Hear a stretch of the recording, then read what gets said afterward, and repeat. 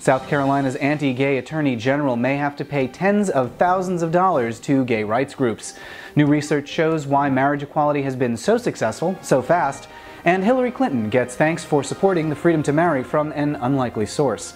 For the American Foundation for Equal Rights, I'm Matt Baum, and welcome to Marriage News Watch for December 15th, 2014. Marriage is here to stay in South Carolina, but Attorney General Alan Wilson seems to be having a hard time accepting it.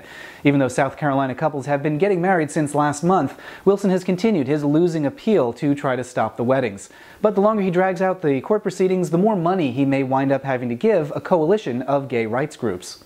That's because the coalition has filed a petition seeking to recoup the money that they've had to spend to keep marriage legal. If the court grants their request, then Wilson will have to give over $150,000 to the organizations that are fighting for equality. Wilson really has no chance of stopping marriage at this point. He's appealing to the Fourth Circuit, which has repeatedly allowed marriage to go forward. So all Wilson is really doing now is running up a huge tab. And the same thing's happening in Arkansas. Outgoing Governor Mike Beebe and incoming Governor Asa Hutchinson both say they oppose marriage equality. Last week, Beebe went even further, telling supporters that he might be willing to consider limited civil unions.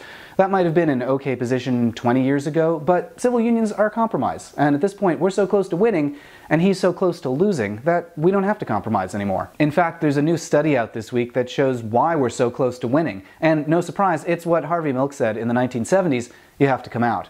The new study in the journal Science shows that when door-to-door canvassers come out and talk about wanting to get married, voters' minds change and stay changed. If we don't come out, their minds change back after less than a week. So that's why coming out is still so important, and why anti-gay politicians are going to lose.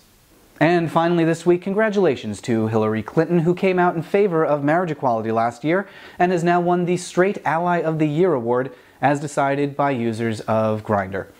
Those are the headlines. Subscribe here on YouTube to stay up to date on all these stories. For the American Foundation for Equal Rights, I'm Matt Baum. Thanks for watching, and we'll see you next week.